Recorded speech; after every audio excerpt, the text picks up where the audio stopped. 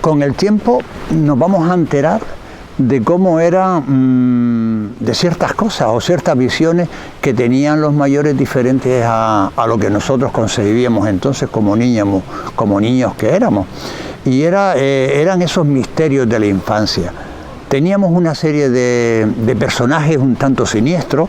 Habrán oído del Coco o del Hombre del Saco o incluso el Chupasangre, que este es el que a mí más me tenía mosca, porque fíjense que era curioso, porque el Chupasangre era un ser tenebroso que se transformaba en un hombre para pasar desapercibido, y entonces coger a los niños que estaban alejados de sus casas, fíjense por dónde voy, alejados de sus casas, y los metía en un saco, y entonces era para eso, Chupasangre, ¿no?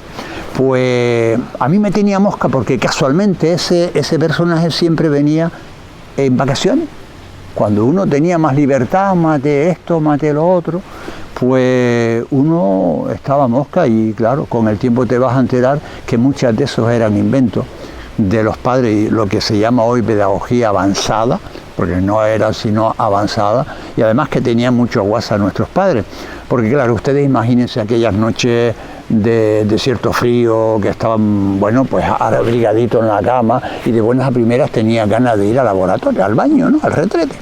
Y claro, ¿qué es lo que pasaba?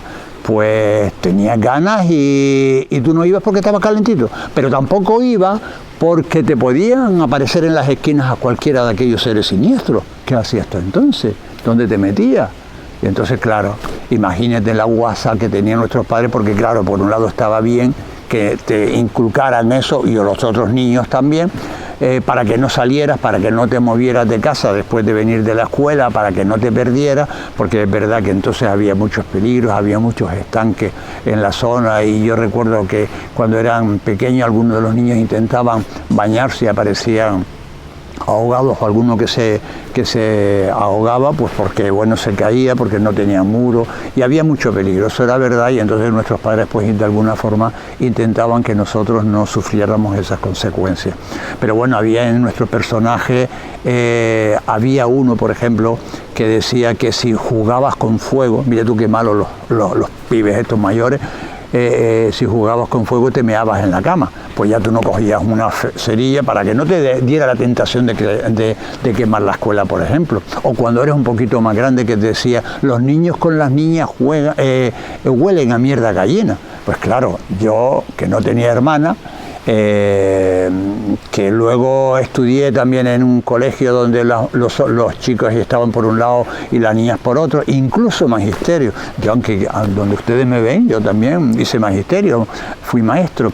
¿Y qué es lo que pasa? Pues también en esa época los futuros profesores estudiaban en una aula y las chicas también en otra, o sea que estamos separadas. Entonces yo, hasta muy grande, no vine a saber lo que era ese olor celestial de las chicas, ¿no? O sea, imagínense ustedes la frustración que tenía entonces cuando yo ya averiguo y este tipo de cosas. Pero bueno, luego estaban otros personajes que seguimos teniendo hoy, el Ratoncito Pérez, los Reyes Magos. Y ahora recuerdo una cosa de los Reyes Magos, porque estaba muy bien. Los Reyes Magos en aquella época casi siempre, más que juguetes, te traían ropa. Y entonces, claro, la ropa a ti no te hacía mucha gracia, pero bueno, había alguna cosita que jugaba, que te venía bien para jugar. Pero recuerdo que tenía unos amigos que vivían en una zona un poco más alta de mi casa, y eran unos hermanitos, dos niños y una niña. Eran buenísimos, eran como, eran tan buenos como el pan con queso, ¿no? El pan con queso y chorizo, y si encima le ponemos la fanda, pues imagínense cómo era. Bueno, eran unos niños encantadores. Pero curiosamente a esos niños no le traían nunca nada. Nosotros estábamos mosca, porque entonces a los niños malos los reyes le traían carbón, y a los niños buenos le traían, según como se habían portado, ciertos juguetes. Pero aquellos niños ni carbón siquiera tenían. Entonces teníamos como que aquellos chicos habían hecho algo malo, que no sabíamos el qué, ni ellos mismos también sabían lo que eran, porque eran muy pequeñitos, y así vemos. Entonces vemos como en la sociedad, en nuestra historia, muchas veces los humildes son los que no tienen ni padrino para jugar. Pero bueno, eso eran algunas cosas de nuestra infancia también.